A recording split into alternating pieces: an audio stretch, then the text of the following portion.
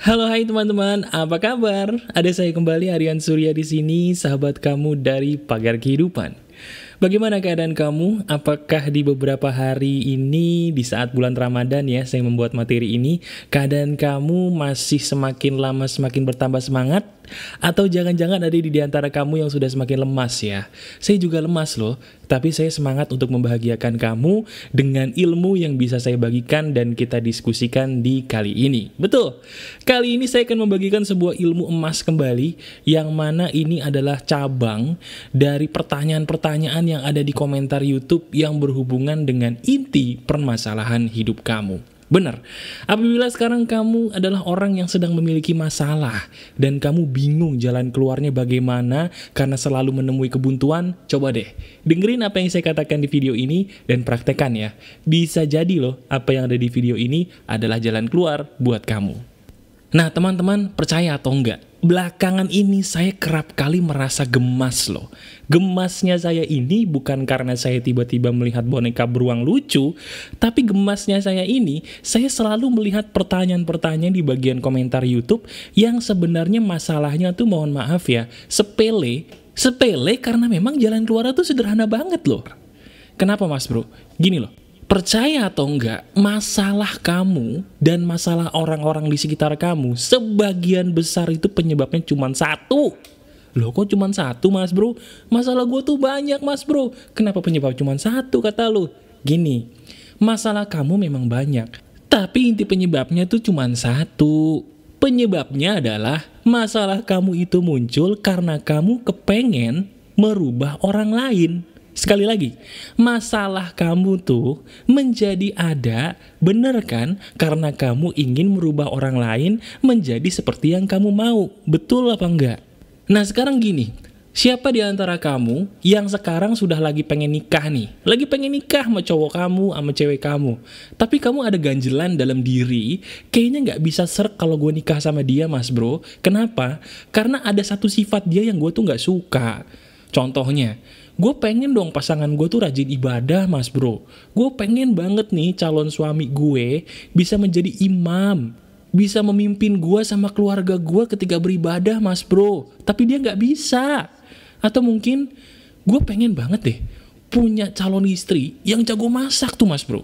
Gue pengen nih cewek gue tuh belajar masak tapi dia gak mau. Udah gue suruh masak tuh gak mau. Gimana dong? Laki gue tuh sukanya ngerokok mulu. Padahal gue udah bilangin rokok tuh gak bagus, tapi dia ngerokok mulu. Gue kesel deh. Kenapa sih dia gak bisa berhenti ngerokok? Kenapa sih orang tua gue tuh sukanya ngebentak-bentak gue mulu? Orang tua gue gak sayang nih sama gue nih. Gimana sih cara buat mereka jadi rukun? Dan sebagainya. Intinya, masalah kamu menjadi masalah karena memang kamu ingin merubah orang lain. Bener apa enggak?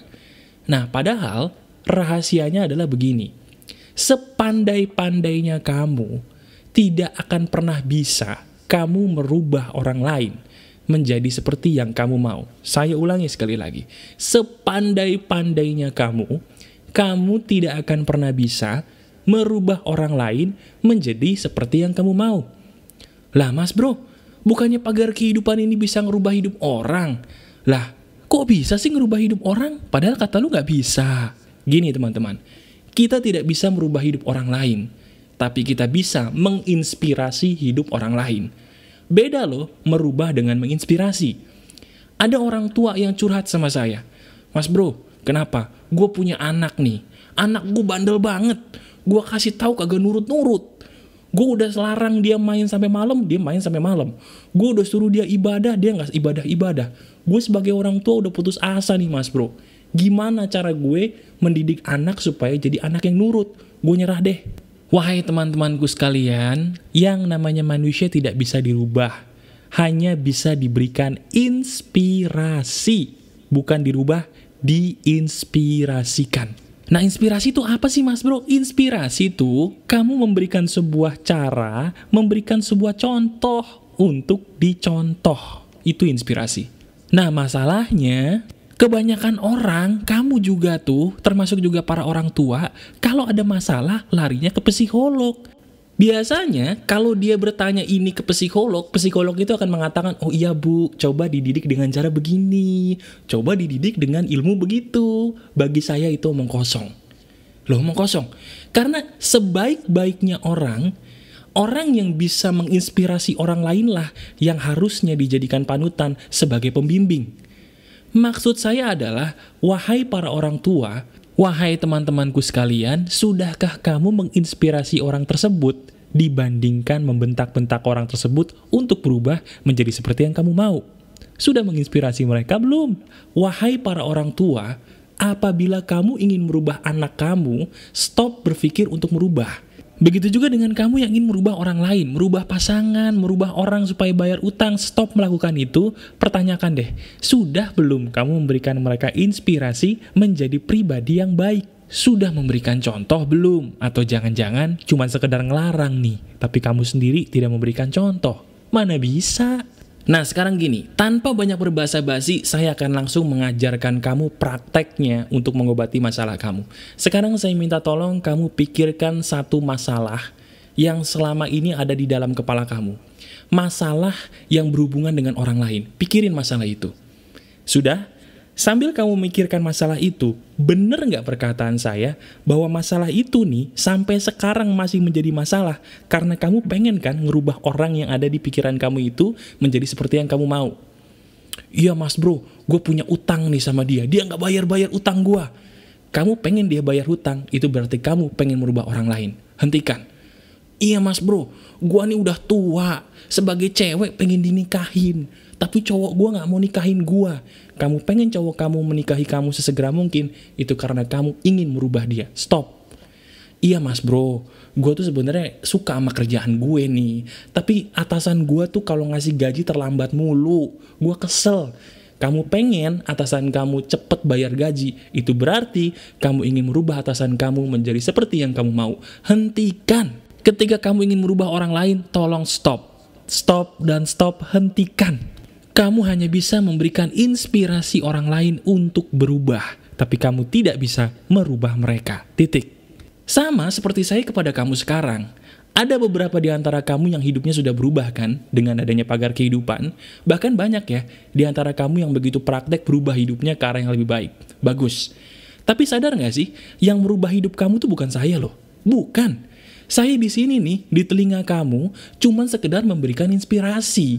Yang merubah hidup itu kamu dengan izin Tuhan. Kamu yang merubah hidup kamu sendiri, bukan saya. Saya menginspirasi kamu mau berubah karena kamu mau praktek. Bener, karena kamu sendiri yang memutuskan mau praktek kemudian berubah, bukan saya. Jadi langkah pertama, ketika sekarang kamu sudah tahu nih bahwa gue gak boleh ngerubah orang lain, yang pertama harus kamu tanyakan ke diri kamu sendiri adalah, sudahkah saya memberikan orang ini inspirasi untuk berubah seperti yang saya mau? Sekali lagi, langkah pertama tanyakan ke diri sendiri dulu ya, bukan ke orang lain. Tanyakan ke diri sendiri, sudahkah saya memberikan dia inspirasi menjadi seperti yang saya mau? Contoh, kamu pengen pasangan kamu berhenti ngerokok. Kalau selama ini kamu menasihati dia terus-terusan, itu cara yang salah. Kasih contoh dong, kamu tidak merokok. Ada juga nih orang tua. Orang tua ngerokoknya setiap hari 2 bungkus. Begitu anak yang ngerokok 2 bungkus dimarahin. Dibilang gak boleh. Kamu gak boleh kayak papa, gak boleh kayak mama. Ya gak bisa bapak ibu. Kalau bapak ibu ingin benar, bapak ibu dulu harus menginspirasi dengan memberikan contoh yang benar. Jadi nomor 1, tanyakan, sudahkah saya memberikan inspirasi kepada orang tersebut? Nah kalau inspirasi sudah kamu lakukan semampu kamu, tapi hasilnya pun belum kunjung kelihatan, berarti kamu masuk ke tahap yang nomor 2. Tahap yang nomor 2 adalah memberikan respons yang tepat. Nah di sini nih uniknya nih teman-teman, dengerin ya. Kebanyakan orang itu kan selalu ingin merubah orang lain. Nah sekarang saya mengajarkan kepada kamu, stop merubah orang lain, berikan inspirasi. Kalau inspirasi nggak mempan, nggak usah dipikirin, atur aja respons kamu kepada perbuatan mereka. Betul, sekedar mengatur respons atas perbuatan mereka kepada kamu. Bener, kalau selama ini kan kamu pikirnya, aduh gimana ya supaya dia berubah, aduh gimana ya caranya supaya dia jadi tobat. stop mikirin itu. Yang kamu pikirin sekarang, respons gua apa sih yang harus gua keluarkan atas perbuatan dia sama gue. Nah, respons ini saya bagi cuman menjadi dua. Ya, cuman menjadi dua. Nah, ini penting nih, ini penting banget. Yang pertama, respons yang saya ajarkan kepada kamu adalah bertoleransi. Bertoleransi itu intinya kamu nggak usah komplain dengan sikap dia sama kamu nggak usah komplain perbuatan dia sama kamu, terima apa adanya tanpa banyak protes, itu toleransi. Contohnya begini, kamu tahu nih pasangan kamu kalau diajak ngomong tuh lalitnya bukan main. Kalau kamu memutuskan untuk bertoleransi dengan dia, tuh lalitnya jangan diprotes, anggap aja sebagai sebuah kenikmatan. Nah, bagi kamu yang punya pasangan, susah ibadah, nggak mau pergi ke rumah ibadah, nggak mau ibadah di rumah, serba salah deh. Kamu udah berusaha selama ini merubah dia, tapi nggak bisa-bisa, stop. Sekarang kamu pikirin, bisa nggak gue bertoleransi dengan sifat dia? Kalau kamu bisa, nggak usah komplain-komplain lagi ketika dia tidak mau beribadah. Lah, tapi kan itu demi kebaikan dia juga. Justru demi kebaikan dia, kamu nggak usah pusing. Sayang, cinta bukan berarti harus merubah orang. Tapi sayang dan cinta itu artinya kamu harus bertoleransi. Cinta itu toleransi, bukan merubah. Titik. Nah, sekarang kamu pikirin, masalah kamu tadi yang ada hubungannya dengan orang lain, kamu tanyain deh. Bisa nggak sih gue bertoleransi dengan sikap dia ini? Kalau bisa, berarti kamu janji sama saya, stop komplain, stop ngeluh dengan sikap buruk yang dia lakukan sama kamu selama ini. Stop, hentikan sekarang juga. Terima tanpa banyak protes. Itu namanya toleransi. Nah, kalau memang dalam hati kecil kamu mengatakan, gue udah gak tahan lagi nih sama sikap dia, mas bro, gue udah gak betah lagi, seandainya suara hati kamu bilang sudah tidak tahan, stop bertoleransi, masuk ke pilihan yang nomor 2, yaitu tinggalkan. Tinggalkan. Sebuah sikap yang sebenarnya gampang, cuman otak kamu nih terlalu banyak kata tapi. Iya sih mas bro, gue tuh bisa ninggalin tapi gue udah terlanjur sayang. Iya sih mas bro, gue bisa aja keluar dari tempat ini tapi sudah terlanjur kontrak. Iya sih mas bro, gue punya masalah ini, gue punya masalah itu, tapi akhirnya masalahnya kagak kelar-kelar deh. Nah, sekarang karena kamu sudah mendengarkan video ini, prakteknya adalah tinggalkanlah hal itu tanpa kata tapi, seandainya memang kamu udah gak bisa toleransi lagi.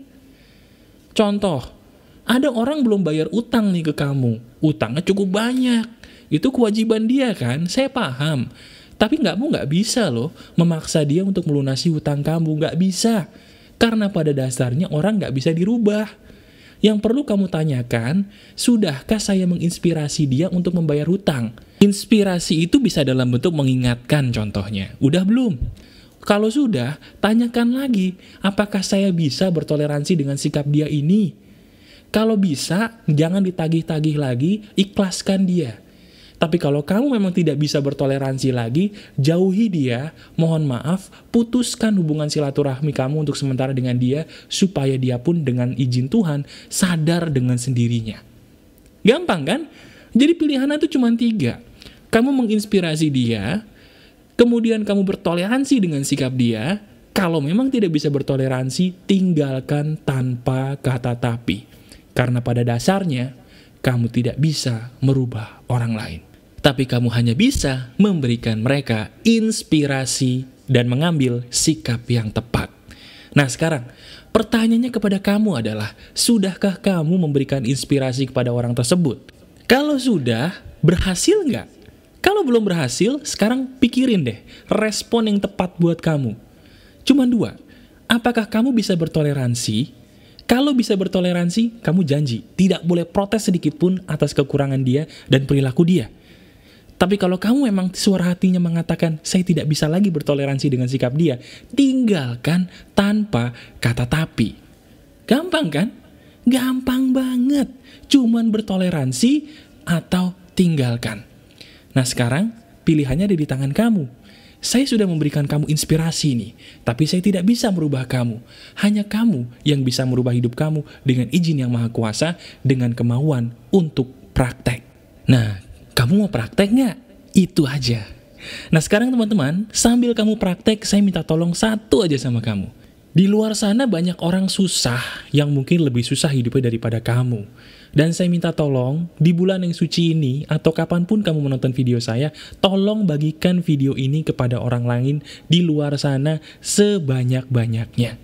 Karena apa? Saya ingin manfaat yang kamu dapatkan di video ini bisa juga diterima oleh orang lain di luar sana.